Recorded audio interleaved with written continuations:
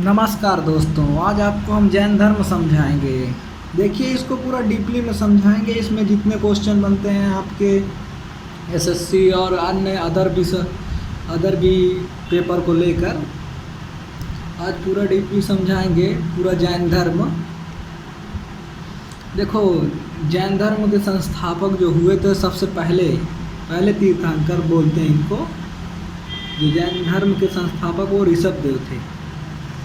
ऋषभदेव पहले तीर्थंकर बोलते हैं और संस्थापक बोलते हैं इनको, जबकि वास्तविक संस्थापक महावीर स्वामी जी थे। इनको पहले तीर्थंकर और इनको ऋषभदेव बोलते हैं, पहले संस्थापक हैं। इन्होंने मोक्ष मार्ग का संस्थापक इनको बोला गया है। ऋषभदेव को मोक्ष मार्ग का संस्थापक भी बोला गया है। और जैन धर्म में कुल 24 तीर्थंकर हुए हैं। 24 तीर्थंकरों की जीवनी भाद्रबाहु रचित पुस्तक में बताया गया है। भाद्रबाहु द्वारा रचित पुस्तक कल्पसूत्र में इसको बताया गया है। कल्पसूत्र में 24 तीर्थंकरों के बारे में बताया गया है। तो इनका प्रमाण हमको कल्पसूत्र में से ही मिलता है कि 24 तीर्थंकर जैन धर्म में थे। जबकि ये जैन धर्म बहुत पुराना धर्म है। ये बौद्ध धर्म से भी पुराना धर्म है।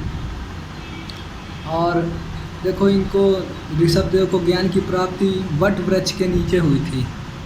वट वृक्ष के नीचे हुई थी। इनकी शिक्षा अहिंसा अपरिग्रह शिक्षा हुई थी। शिक्षा जो थी अहिंसा अपरिग्रह के खिलाफ हुई। और इनके पुत्र जो थे महाबली, या उनका नाम बाहुबली भी कहते हैं लोग। और वो कटप्पा वाला बाहुबली नहीं समझ लेना आप, इनका महाबली और बाहुबली कहते हैं। और जो सबसे पहले पुरानी जो मूर्ति थी, सबसे बड़ी मूर्ति इन्हीं की थी। सबसे बड़ी मूर्ति बाहुबली की ही मूर्ति थी। वो 57 फीट लंबी थी। और जानते हो आप कहाँ बनी हुई थी? 57 फीट मूर्ति सबसे ऊंची थी। कर्नाटक के श्रवणबेलगोला में बनी हुई थी। ये मूर्ति श्रवणबेलगोला में बनी हुई थी, 57 फीट की थी। और इनका जो प्रतीक चिन्ह बोलते हैं, प्रतीक चिन्ह सांड या बैल और या वृषभ भी कहते हैं इनको। वृषभ भी कहा लोग बोलते हैं। और क्वेश्चन पूछा भी गया है एसएससी में। देखिए, पहले संस्थापक ऋषभदेव हो गए, दूसरे संस्थापक। अब इसमें आपको सीधा प्रतीक पूछेगा, सभी को याद करना इम्पॉसिबल है। बहुत हैं, 24 को इनके बारे में कुछ नहीं पूछता। इनके बारे में सीधा प्रतीक पूछ लेता है कभी कभी। तो दूसरे थे अजीतनाथ, प्रतीक था इनका हाथी। दूसरे थे अजीतनाथ, इनका प्रतीक हाथी हुआ करता था। और जो तीसरे थे संभवनाथ, इनका भी प्रतीक घोड़ा हुआ करता था। ये प्रतीक जानते हो, इनसे कुछ ना कुछ संबंध इनका था, इसलिए ये इसको प्रतीक चिन्ह इसको मानते हैं। अभिनंदन नाथ का प्रतीक चिन्ह बंदर था। ये चौथे तीर्थंकर थे। इनका प्रतीक बंदर था। और बीच वाले नहीं पूछा। और जो बीच में छूट गया उनको पूछता नहीं है ज़्यादा, इसलिए ज़्यादा इम्पोर्टेंट नहीं। इम्पोर्टेंट ये 20 से हो गए। मुनि सुब्रत, इनके बारे में एक बार एसएससी ने क्वेश्चन पूछा था। मुनि सुब्रत, इनका प्रतीक था चिन्ह कछुआ था। और ये 21वां था नेमिनाथ। इसके जो 21वें थे नेमिनाथ थे। और इसको भी पूछता है। इनका था नीलकमल। और जो 22वें थे अरिस्टियोनेमी, 22वें जो तीर्थंकर थे अरिस्टियोनेमी, इनका प्रतीक चिन्ह शंख था। और अरिस्टियोनेमी को ज्ञान गिरनार गुजरात की पहाड़ियों पर प्राप्त हुआ था। एक बार इसने पूछ लिया था इनको ज्ञान की प्राप्ति कहाँ हुई थी। अरिस्टियोनेमी को इनको गिरनार गुजरात की पहाड़ी पर इनको ज्ञान की प्राप्ति हुई थी। और जो 23वें तीर्थंकर थे तो सब लोग ही जानते होंगे शायद। 23वें तीर्थंकर जो पार्श्वनाथ थे, ये 23वें तीर्थंकर थे। और इनका प्रतीक सांप था इनका प्रतीक। हाँ, जैसा कि जानते हैं, ये एक यज्ञ हो रहा था तभी पार्श्वनाथ ने यज्ञ में सांप जल रहा था, उसको बचाया था पार्श्वनाथ ने, तभी से इनका प्रतीक सांप मान रहा है। इसी तरह किसी न किसी का संबंध इसी से है, इसीलिए इनका प्रतीक ये सब है। और इन्होंने चतुर्थ याम नियम दिए थे और पार्श्वनाथ ने चतुर्थयाम नियम दिए थे, 4 नियम दिए थे जिनको 4 नियम दिए थे। 4 नियम क्या थे जानते हैं आप? नंबर 1 में था अहिंसा, नंबर 2 में सत्य था, नंबर 3 में अस्तेय था, नंबर 4 में अपरिग्रह था। नंबर 4 में अपरिग्रह था। और वो 5वां नियम जो था ब्रह्मचर्य का नियम महावीर स्वामी जी देते हैं। 5वां नियम जो ब्रह्मचर्य था उसको महावीर स्वामी ने देते हैं, महावीर स्वामी द्वारा। और ये पंचव्रत कहलाया। और जब ये 5वां नियम जोड़ दिया गया महावीर स्वामी के बाद ये पंचव्रत कहलाए। ये जैसे बौद्ध धर्म में त्रिरत्न थे वैसे इसमें पंचव्रत हैं, 5 रत्न कहलाए। और देखिए 24वें तीर्थंकर महावीर स्वामी जी हुए। जो इनका सिंह और शेर, सिंह भी बोलते हैं कभी कभी, शेर भी बोलते हैं। तो ये क्वेश्चन बहुत पूछा जाता है 24वें तीर्थंकर कौन था। और यही वास्तविक संस्थापक थे, जैन धर्म के वास्तविक संस्थापक महावीर स्वामी जी को माना जाता है। और इनके जन्म को लेकर बहुत मतभेद है।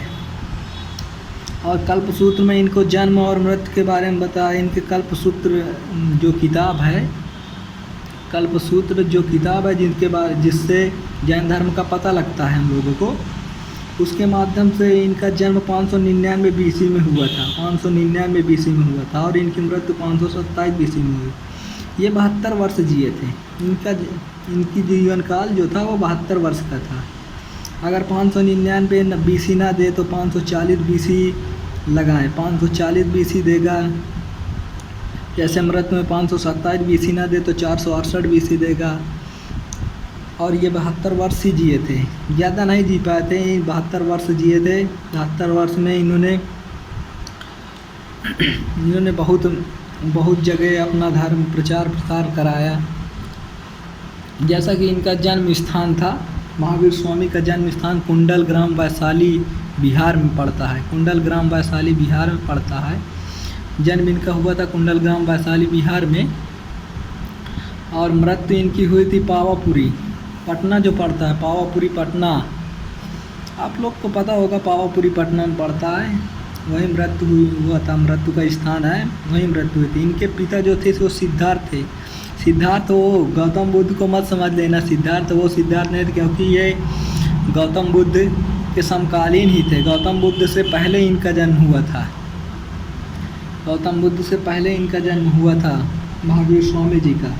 तो इसलिए सिद्धार्थ वो मत समझ लेना। और इनका ज्ञात्रक कुल इक्ष्वाकु वंश जो रामायण में राम जी जो वंश से संबंधित थे, वही इक्ष्वाकु वंश से ये भी संबंधित थे सिद्धार्थ। और इनके माता त्रिशला थी, जो लिच्छवी वंश के शासक चेटक की बहन थी, लिच्छवी वंश के शासक चेटक की बहन थी। इनके बचपन का नाम था वर्धमान, इनके बचपन का नाम वर्धमान था। और इनकी पत्नी यशोदा थी, यशोदा इनकी पत्नी यशोदा थी श्वेतांबर। यशोदा श्वेतांबर वर्ग में शामिल होती है, अभी आगे बताएंगे आपको। इनकी बेटी जी थी अनुजा प्रियदर्शी, इनकी बेटी अनुजा प्रियदर्शी थी। और दामाद इनके जमाली था। और यहाँ जब बचपन, फिर ये जैन धर्म ना 2 भागों में बढ़ जाता है। एक श्वेतांबर में बढ़ता है, एक दिगंबर में बढ़ता है। श्वेतांबर दिगंबर में बढ़ता है। और श्वेतांबर लोग इनको समझते हैं कि इनका विवाह हुआ था, और दिगंबर लोग इनको समझते हैं कि इनका विवाह ही नहीं हुआ था। जबकि विवाह हुआ था जब तो अनुजा प्रियदर्शी और जमाली दामाद हुए थे इनका, तभी तो। और 30 वर्ष की अवस्था में इन्होंने गृह त्यागा और अपने भाई नंदवर्धन की आज्ञा लेकर गए थे। 30 वर्ष की अवस्था में इन्होंने गृह त्याग किया और अपने भाई नंदीवर्धन की आज्ञा लेकर गए थे कि अब हम घर और घर के सारे कामों को और घर से जितने सब वो सारे काम छोड़कर अब जा रहे हैं, गृह को त्याग रहे हैं, हम अब संन्यास ग्रहण कर रहे हैं। तो इन्होंने अपनी आज्ञा लेकर नंदीवर्धन, ये पूछा जाता है नंदीवर्धन इनके भाई से आज्ञा लेकर गए थे, क्योंकि इनके माता पिता का देहांत हो गया था। तो सबसे बड़े भाई नंदीवर्धन ही बचे हुए थे घर पे। और इन्होंने 12 वर्ष के बाद 12 वर्ष की तपस्या की। 12 वर्ष 6 महीना है, जबकि 12 वर्ष ही दिया जाता है। 12.5 वर्ष में इनको तपस्या का ज्ञान प्राप्त हुआ था, जबकि 12 वर्ष ही लिखा जाता है हर जगह। और देखिए इनके पहले एक वर्ष क्या कहाँ रहे इन्होंने। पहले वर्ष अशोक वृक्ष के नीचे स्वर्ण बालुका नदी के किनारे थे ये। स्वर्ण बालुका नदी के किनारे बैठकर तपस्या की इन्होंने। स्वर्ण बालुका नदी के किनारे बैठकर तपस्या की इन्होंने अशोक वृक्ष के नीचे। स्वर्ण बालुका नदी के किनारे बैठकर तपस्या की और इनको ज्ञान नहीं मिला, ज्ञान की प्राप्ति यहाँ नहीं हुई। और अंतिम 11 वर्ष में इन्होंने साल वृक्ष के नीचे ऋजुपालिका नदी, साल वृक्ष के नीचे ऋजुपालिका नदी, जाम्बिग्राम बैसाखी दशमी के दिन इनको ज्ञान की प्राप्ति हो गई।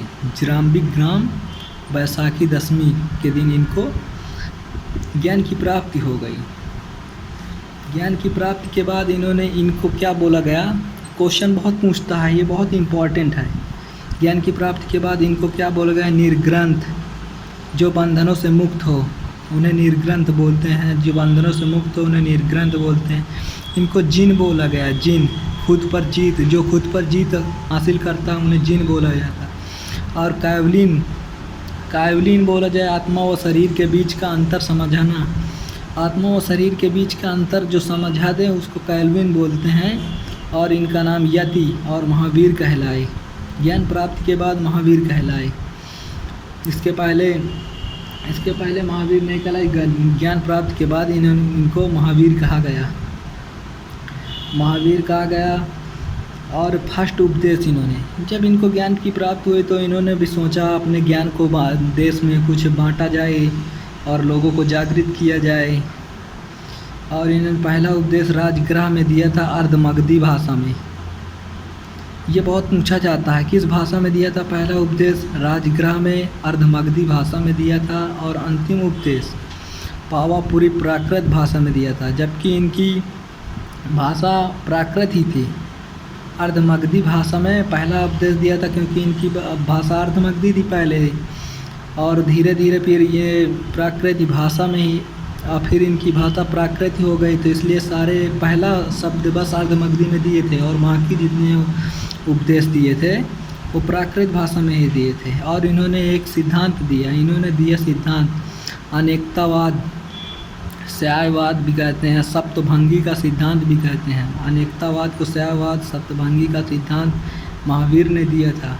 जियो और जीने दो का नारा दिया था इन्होंने, जियो और जीने दो, जियो और जीने दो का नारा भी दिया था इन्होंने। जियो और जीने का नारा दिया था इन्होंने। और पावापुरी में जैन संघ की स्थापना की थी महावीर स्वामी ने। फिर इन्होंने जैन संघ की स्थापना की थी, जैन संघ की स्थापना कर दी थी पावापुरी में। और जो जैन जब संघ की स्थापना की, उस संघ का नियम और कानून चलाने के लिए 11 गणधर हुए थे। 11 गणधर हुए थे जो वहाँ की देख रेख करते हैं, सारे चीज़ का पालन करते हैं। और जैन भिक्षुणी संघ की स्थापना भी इंद्रभूति गणधर के समय हुई थी। और फिर पहले इसमें जैन भिक्षुणी नहीं हुआ करती थी, फिर महिलाओं को भी शामिल किया गया तो जैन भिक्षुणी संघ की स्थापना की गई। इंद्रभूति गणधर ही था एक, इन्हीं 11 में से एक गणधर था जिसके समय हुई थी। इसका जैन भिक्षुणी संघ की जो अध्यक्षता थी वो चंदना हुआ करती थी। इसका भी एक अध्यक्ष होगा ना, जैन भिक्षुणी संघ की एक अध्यक्ष हुआ जो चंदना हो गई, चंदना को रखा गया। जैसे आपको पूछा जाए प्रथम भिक्षुणी कौन थी, प्रथम भिक्षुणी थी चंपा। प्रथम भिक्षुणी थी जो चंपा नाम था उसका, और जो अध्यक्ष थी वो चंदना थी। इसमें ज़्यादा कन्फ्यूजन मत हो आप, प्रथम जैन भिक्षुणी चंपा थी और अध्यक्ष चंदना थी, ये याद कर लें। और इसी तरह फिर इनका जीवन समाप्त होता है। कैसा लगा आपको वीडियो कमेंट में बताइएगा।